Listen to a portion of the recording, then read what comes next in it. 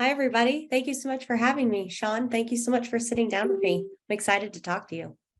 Yeah, Megan, thanks for being here with me. I'm excited to talk to you as well, and always excited to talk about all things ESG and DEI. Well, good. So let's get serious about environmental, social, and corporate governance, which, if you don't know, that's what ESG stands for. And just because we're here talking about ESG, I don't want anybody to think that DE&I will take a back seat. In fact, the goals of ESG and DE&I often overlap and build on each other. Today, in this fireside chat with Sean Baker, we're going to discover what it looks like as an organization to really prioritize ESG end to end while creating an inclusive environment that welcomes diverse talent. So thank you all for being with us today. Sean, can you tell us a little bit about your journey and how you came to Samsara? You've had a really impressive career. So how did you end up here? Oh, thank you, Megan. That's super kind. But yeah, so commercial counsel, meaning I'm an attorney. I've been an attorney in tech for a number of years now. Immediately prior to Samsara, I actually worked at Amazon on their supply chain for devices. And there I kind of backed my way into getting involved with the Sustainability Ambassador Leadership Team, which is an ERG group at Amazon that kind of, as the name suggests, concentrates on all things sustainability and making sure that employees help push the company to be as sustainable as possible in their practices, and even just the kind of offices that we're at, make sure that we're being sustainable there as well. And then basically I got reached out to by a recruiter at Samsara a little under 2 years ago. I did a little bit of research into the company, and one of the things that actually really attracted me to Samsara initially was similarly a concentration on sustainability and how that was important to the company generally. I think one thing that stood out to me was Sanjit Biswas, the CEO, had a quote saying that sustainability is in the DNA of Samsara, which spoke to me. It's something that's important to me as well.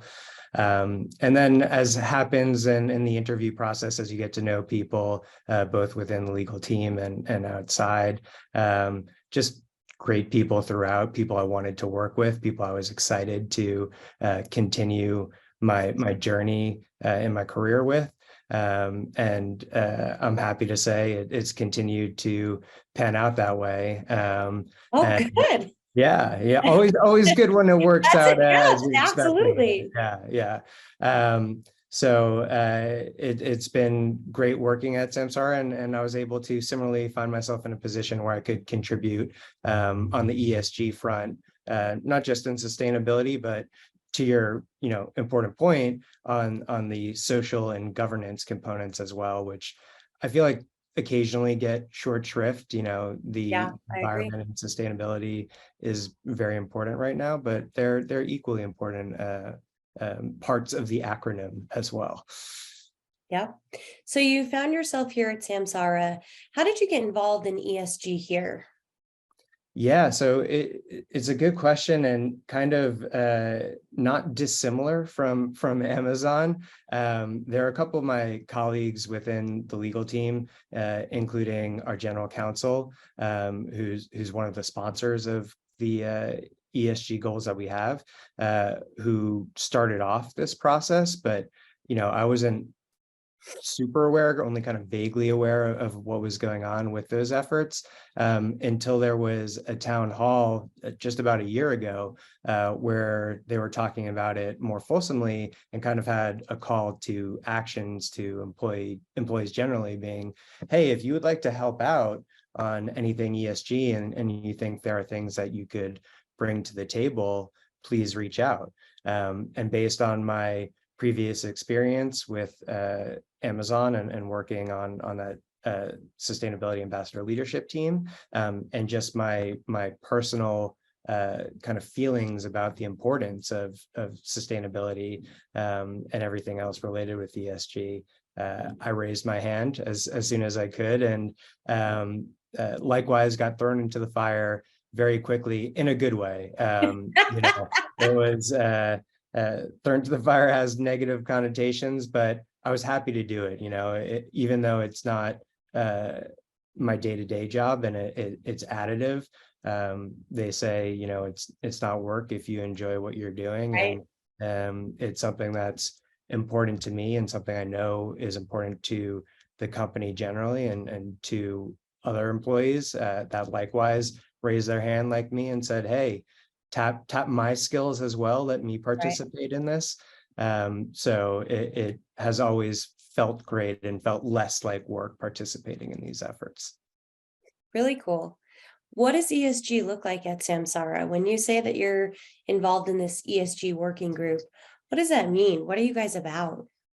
Yeah, it's a cross-functional working group and kind of touches upon every business unit we have here at Samsara, which, is wonderful to see. That's kind of the engagement that you want in efforts like this. I think it's very hard to be successful and unless you have people embracing it across the company.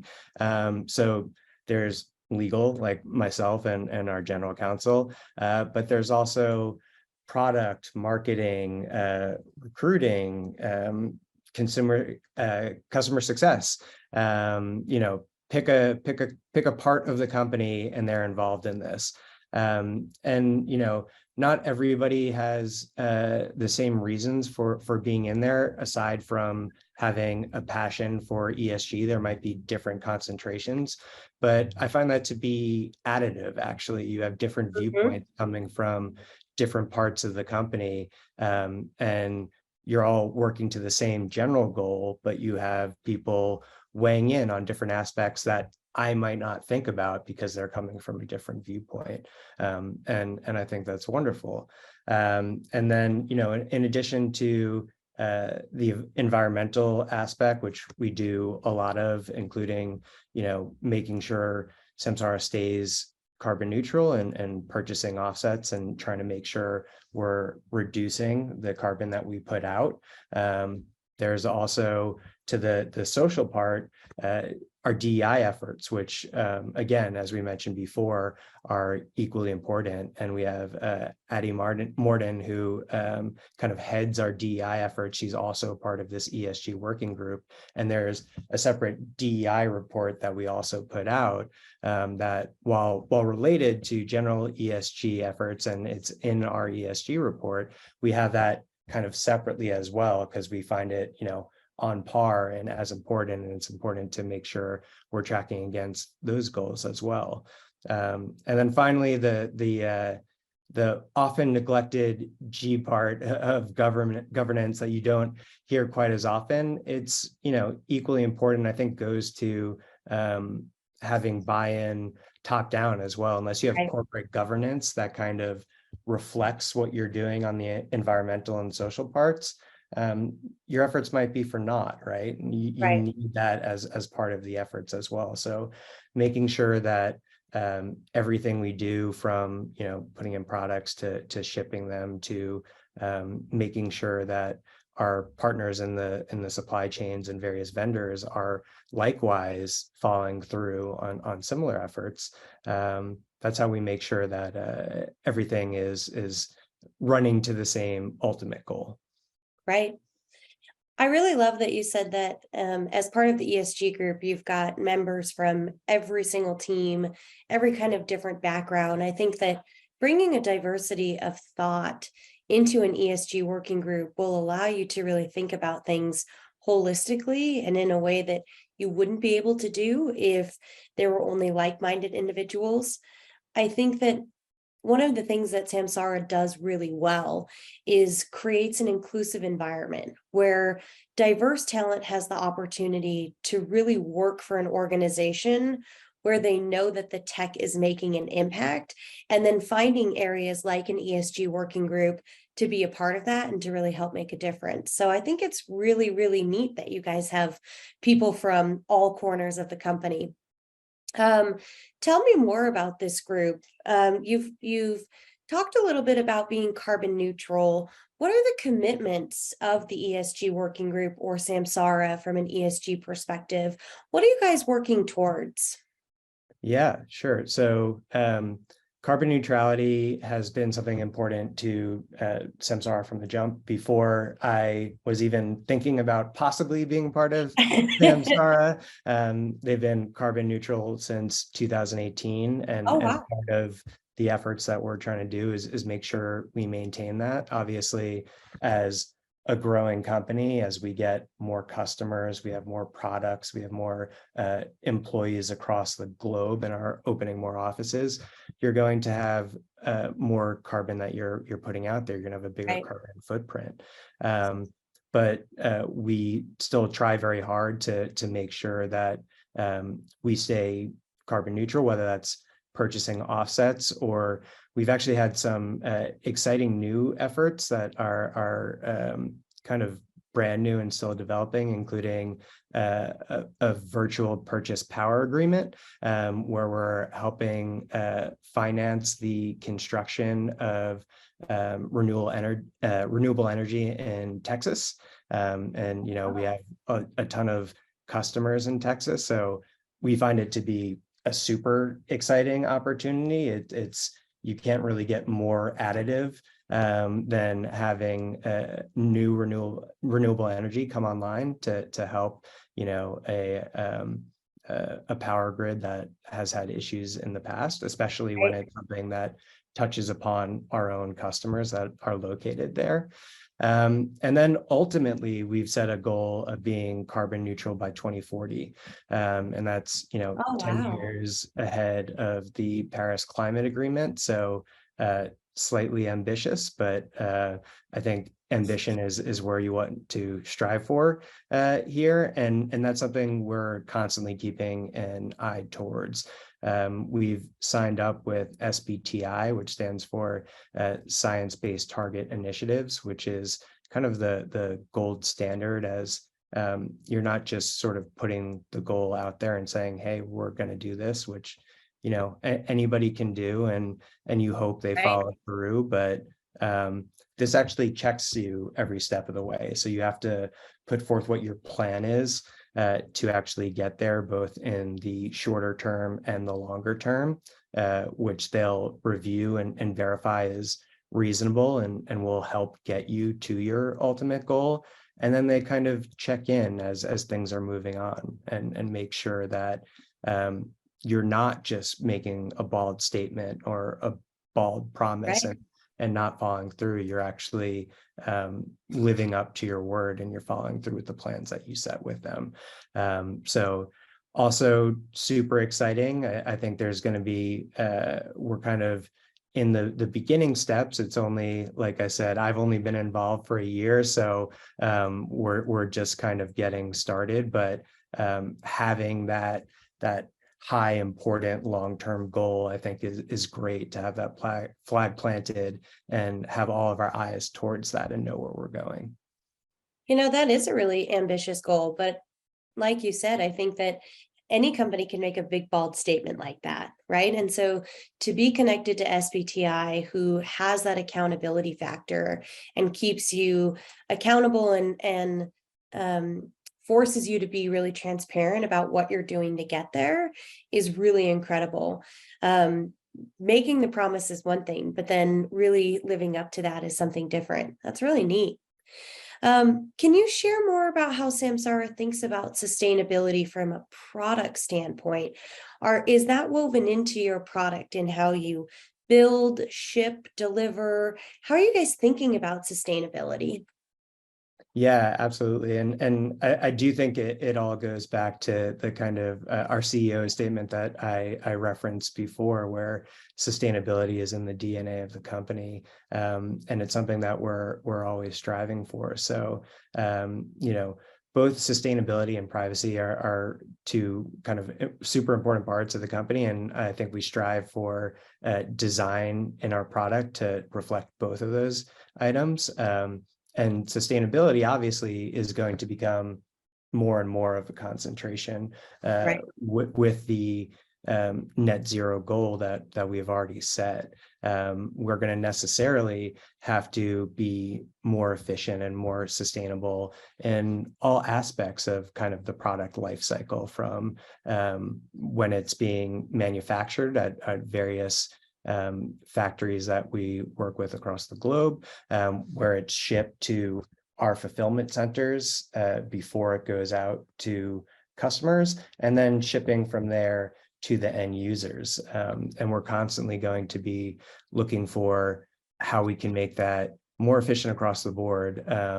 And I think particularly for us, and it's true of most tech companies as well, that your scope 3 emissions, which are not direct emissions, they're indirect emissions that come through your supply chain, is the largest amount of our carbon footprint. And I think these logistics providers who are doing the shipping back and forth is going to be something we really double click on, and making sure that everybody in our supply chain likewise has, maybe not the same goals, maybe it's not net zero by 2040, but are at least looking to make themselves more sustainable. And, it's important to have the same goals as our important business partners, but also obviously if they're reducing their own carbon footprint, then that's going to help Samsara in those scope 3s. So I think, it's good for Samsara, obviously, but I think it's ultimately good for everybody, because if we can use our buying power and our relationships to try and help various vendors also be more sustainable, that's just going to be good across the board. Is it helpful from the governance perspective that the senior leadership, the CEO, is on board? I would imagine that working with suppliers who are more sustainable, I sometimes might have trade-offs, right? There might be a cost to doing that, a higher cost. There might be a longer wait time, because as we're thinking about emissions and air travel versus shipping, ground, and things of that nature, how do you think about those trade-offs? And is it really key that you have your senior leadership bought in so that we can think about these trade-offs as a positive to our end customer? Yeah, 100%. I mean, I don't think we could be successful in our efforts if you don't have buy-in from the senior leadership, from the CEO on down. And that very much includes our general counsel, who, like I said, is one of the sponsors of these efforts and is also, a vice president within the company. We couldn't do what we do if they were not saying, yeah, it's important to us too to be carbon neutral, and we're going to empower you to go out there and purchase those offsets as necessary, or really dive into this VPPA, which is new to us, and we had to do a bunch of due diligence and make sure leadership was comfortable with that as well. And then to your kind of broader point, yeah, it can be more expensive finding maybe not the cheapest logistics providers, but those that are going to help you work towards your sustainability, right, and perhaps have their own net zero goals that they're setting, that will necessarily reduce both their and our carbon footprint, which could help reduce carbon offsets, right? If our footprint is lower, then there's less to offset. So there's some trade-offs there too. And I think thankfully our leadership does look at it holistically, because I think you need to. You might spend a little bit more on shipping. Things might take a little bit longer using, shipping by boat, which is a little bit more efficient than shipping by plane, which is going to be quicker and might require a little bit more planning. But if you have everybody rowing in the same direction and you have buy-in across the company, then it becomes a lot easier to explain what those trade-offs are and why we're trying to utilize maybe the slightly more expensive vendor than the cheapest possible vendor. I think that's really interesting that so many people are involved, and when you really are doing this correctly, how many departments this touches.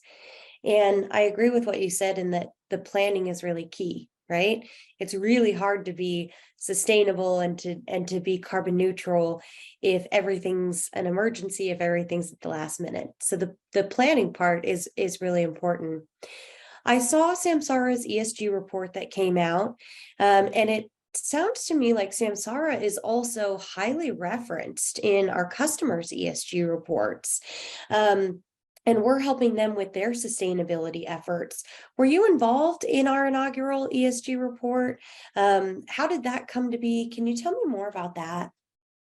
Yeah, for sure. And that was one of kind of the first main projects we were working on, was getting together this ESG report, which, as you said, just came out earlier this year, this past April, to kind of coincide with Earth Day, which seemed a good bit of timing to release an Good ESG timing. report.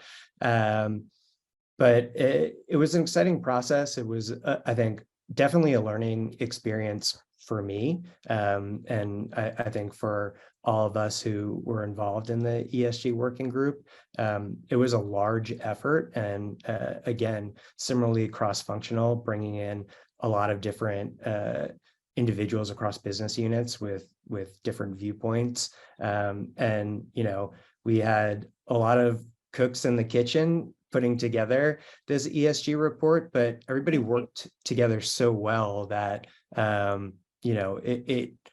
we were all very pleased with the end product and how it came out. And there was no, real fighting about where we were going. Everybody's pulling in the same direction. It was kind of, as you said earlier, bringing in different viewpoints and making sure all of those were reflected.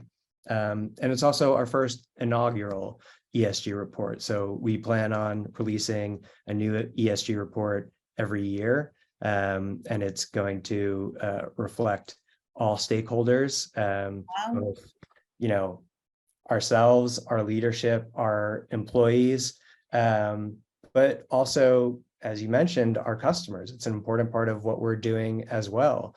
And it's been very heartening to see how many of Samsara's customers do reference Samsara in their own ESG reports. It's just, incredibly rewarding to all of us to see that added to their reports and them referencing, hey, Samsara is actually helping them be more sustainable, whether it's companies looking to move more towards electric vehicles and how we can help in that process, or even, we work with a lot of logistics companies that do long haul trucking, and maybe they're not moving to EVs because it's not available or cost effective yet, but help tracking their mileage and what's the most effective routes that they can use to use the least amount of gas.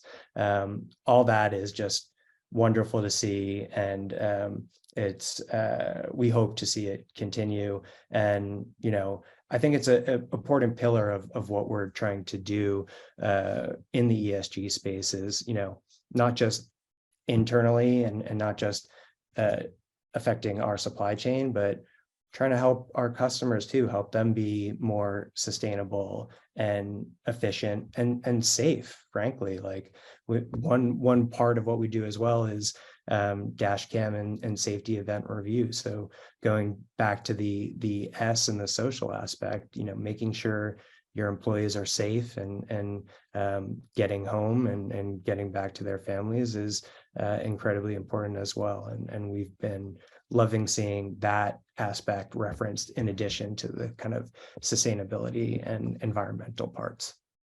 Sounds like Samsara is really dedicated to all three pillars: environmental, social, and governance. That's really encouraging to see. And I think the fact that you're planning on releasing an ESG report every single year really speaks to that accountability that we were talking about, right? Anybody can say that they have these goals and these big outlandish statements, but that accountability, that transparency is really key to getting us there. And I think that seeing these ESG reports and really what's happening behind the scenes is absolutely critical. One thing that I'm really intrigued by and impressed by is that you continue to say that so many people were involved, so many cooks in the kitchen. A lot of people are really passionate about this. Why do you think Samsara's employees care so much about ESG? Why are they all running towards this together? Yeah, I think just generally ESG is becoming more important, kind of not just within Samsara, but across the globe. You see, different governments even reflecting it these days. But I think a lot of people are attracted to Samsara for the same reason that I was. When you hear the CEO saying that, sustainability is so important to the company that it's considered part of their DNA, you're going to, I think, attract people who likewise find that important. I think it also goes to the DEI efforts, which is diversity, equity, and inclusion. I think that's likewise incredibly important to both our current employees and our prospective employees. It's what they want to see their companies do, companies they're associated with do. They want companies they work with to have a purpose and be good corporate citizens. And I think Samsara works very hard to do that. And I think we're going to continue to have more and more attraction from both employees and potential employees that want to see us continue across that path. And I think things like our ESG report will continue to help that, right? When you see that out there and a company holding themselves accountable by putting out a report yearly and saying, hey, this is where we did well and this is where we need to improve. I think that's what people like to see. I agree. Thank you so much for sitting down with me today and talking through this. As a reminder to all of you out there, Samsara is hiring for a variety of different kinds of positions. And as you can see, ESG Tech for Good is really, really important, and it's in our DNA. So please take a look at our careers page, reach out to a recruiter. You're welcome to reach out to myself. We would love to speak with you, and we're doing some really exciting things here. Thank you so much for having us. Thanks for tuning in today. Thanks, everybody.